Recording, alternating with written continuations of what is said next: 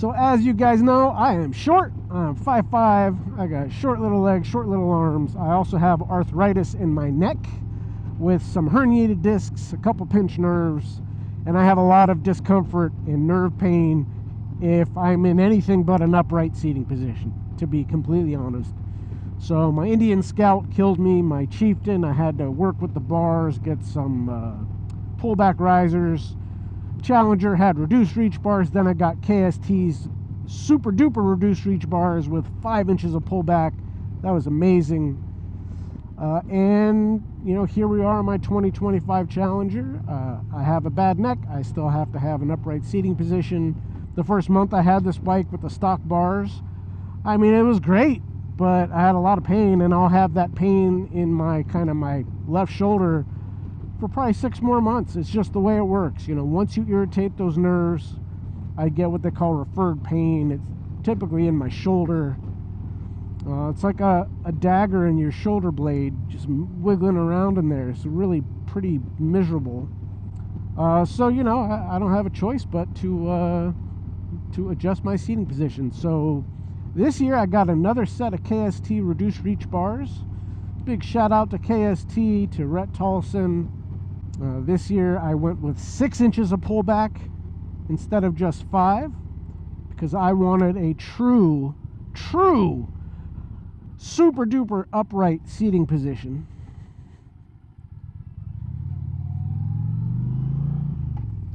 And while 5 inches of pullback were great, not 1000% perfect, so I went with 6 inches.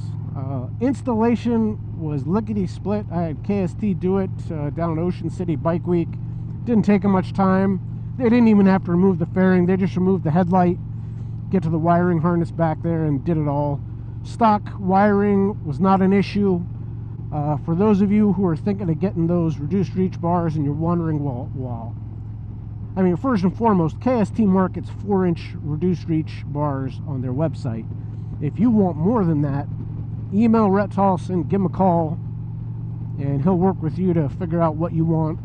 In terms of, you know, how far back you can go, I think it's a question of the wiring. I do still believe that on an Indian Challenger, or any Indian with ride command, ride by wire, all that stuff, you don't want to cut the wires. And I don't know that they make an extension for the, you know, the wiring. They might have an extended reach set. But look into all that depending on how many inches back you're trying to go. I recall Rhett telling me their Comanche bars have more handlebar than these, and he told me, you know, when we were discussing, that stock wiring should be fine for these, and he was right on the money. But yeah, installation went quick, and I'm really enjoying this upright seating position. You know, just to be clear, yeah, I'm upright. I'm on the highway flying down the road. I'm sitting just like this. If I'm in twisties, I have no problem leaning forward. And, you know, I am going to film which I will insert here, me sitting on the bike so you can see my seating position. I will probably show you, you know, putting my foot down, etc. And I'm going to try and have video of my old 2020 Challenger that had the 5-inch KST pullback bars and Indian's 2-inch reduced reach bars, just so you can get a kind of a comparison. I'll try and do the videos side by side. I might be a bit past my skill level, so it might be some screenshots. We'll see. But I will film that and splice it in here so I can kind of give you the full side view of my setup. And other than, you know, comfort flying down the highway, which is why you do something like this, I would say that I have noticed that at very low speeds, like going through a parking lot, I have a ton of leverage over the front wheel. That front wheel moves real easily, and it's very easy to oversteer. You know, when I got the bars installed, I didn't go to a parking lot and practice or anything. It was a long day. I wanted to get home, and I headed home. And, you know, my condo, you know, where I live, there's a gated entryway. I usually just ride right around the end of the swing arm. And that's what I did when I got home that night. And, you know, after I went around the arm and came back in, I turned the wheel more than I expected, and I almost went down. Like, you're talking like, you know, 1 mile an hour. You know, I recovered. It wasn't an issue. I didn't actually go down. But it caught me by surprise. I was not expecting the wheel to turn as much as it did. And it's something that I notice, you know, coming to a gentle stop at a light. I'm always noticing it. And it's something you just have to practice with and get used to. I think that advice probably applies to any new handlebars you get.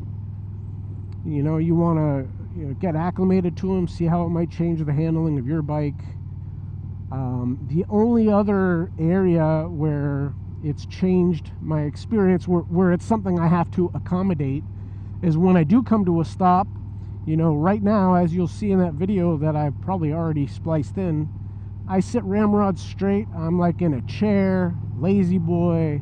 I'm leaning back a little bit. And if I come to a light like this and I just go put my foot down, I don't have as much reach as I did with less pullback. You know, if I was leaning forward a little bit, I'm a little more upright. Leg goes more straight down. So, you know, I have to remember to kind of lean forward a bit, put my foot down, and I'm fine. If I don't do that, it's not like I'm going to go over, but, you know, it's all about your footing. You know, if you're at a more relaxed position, you put your foot down on a pebble, just less room for mistakes. That's all. But I'm really happy with these bars. And the KST install was great. They were so pretty fast and efficient. They're huge. These are my KST Kustoms reduced reach handlebars with 6 inches of pullback compared to stock. Their design is identical to Indian stock bars. In my opinion, Indian styling is on point. So, I mean, that works for me. One thing I wanted to point out to you, the Challenger stock seat has this great lip. It really does a great job of keeping your seat when you jam on the throttle. In my old Challenger with the 5-inch pullback bars, this rider backrest had to be forward a little bit, and now it's completely flush with the back of the seat. So I get this full kind of recliner setup, perfectly comfortable. This is me on the bike. As you can see, I have tons of bend in my elbows. I have a generally upright riding position, which is important for me, as I've mentioned. As you can see, my feet, 29-inch inseam. I can get the balls of my feet firmly on the ground. This is me on the clutch, me on the brake, and, you know, when I come to a light, generally speaking, I've got one foot down, firmly on the ground, not a problem.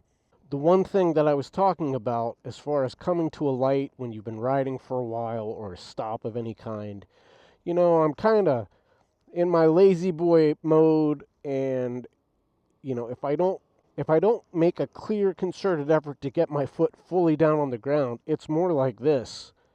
I come down, it's just a toe, and, you know, it's just the balls of my feet. If there's gravel or whatever, that increases your risk of having a bad day. So I just make sure, just to make a little extra effort to make sure my foot is flat on the ground all the time.